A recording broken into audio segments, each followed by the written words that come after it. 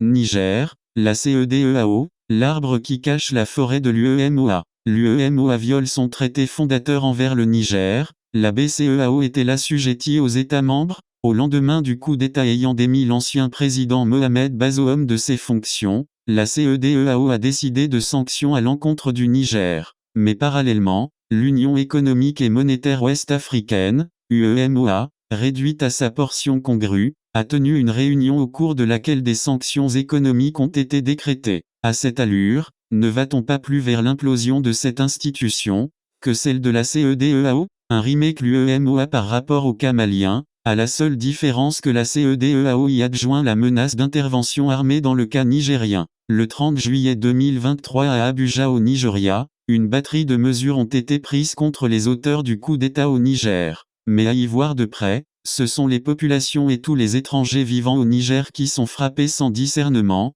Fermeture des frontières terrestres et aériennes entre les pays de la CEDEAO et le Niger. Établissement d'une zone d'exclusion de la CEDEAO pour tous les vols commerciaux à destination ou en provenance du Niger. Suspension de toutes les transactions commerciales et financières. Gel des avoirs du Niger dans les banques centrales de la CEDEAO et dans les banques commerciales. Suspension de toute assistance et de transactions financières en faveur du Niger par la Banque d'investissement et de développement, BIDC, et la Banque ouest-africaine de développement, BEA. La CEDEAO, l'arbre qui cache la forêt de l'UEMOA, sur toutes les lèvres et dans les écrits, il n'est mentionné que la CEDEAO, jamais l'UEMOA. Alors qu'en réalité, c'est cette dernière institution qui fait preuve de plus de virulence envers le Niger. Une virulence qui s'est traduite par des violations des textes fondateurs de l'institution. Depuis le 30 juillet donc, la BCEAO a aussi imposé des mesures de suspension au Niger, alors que cette banque communautaire n'est pas une émanation de la CEDEAO.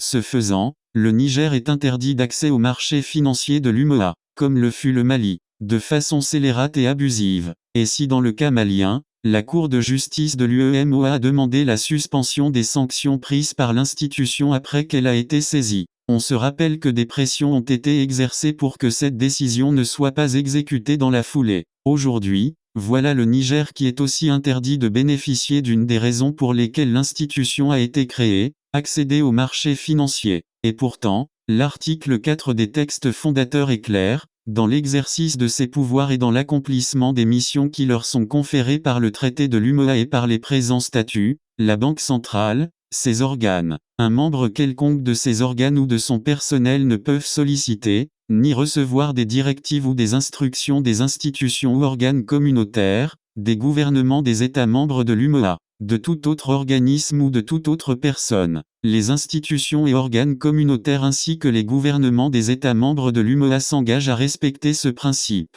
Sur un plan plus juridique, il est institué un mécanisme afin de revêtir les décisions de l'institution d'un caractère officiel et qui recueille l'assentiment, les actes additionnels. Ainsi, l'histoire de l'UEMOA est jonchée d'actes additionnels qui viennent s'ajouter au traité originel. Nulle part il n'est question d'ériger un simple communiqué au rang d'acte additionnel. Mais à Abuja, c'est par un communiqué que les sanctions imposées par l'UEMOA ont été mises en œuvre depuis le 30 juillet 2023. Quand on s'y attarde, on réalise qu'il ne saurait en être autrement, puisque ce sont des États qui ordonnent à la BCEAO de sanctionner le Niger, en violation des textes de cette banque centrale. Mais vu que le gouvernorat de ladite banque est une chasse gardée d'un seul pays qu'est la Côte d'Ivoire, on réalise que l'esprit de soumission a prévalu aux dépens de celui de justice. Que deviennent les commissaires de l'UEMOA au Burkina Faso? Dans cette crise entretenue par quelques États membres de l'UEMOA, il y a la situation de certains commissaires qui siègent à la commission de l'institution au Burkina Faso. Lorsque des présidents se permettent de décréter la suspension d'autres pays,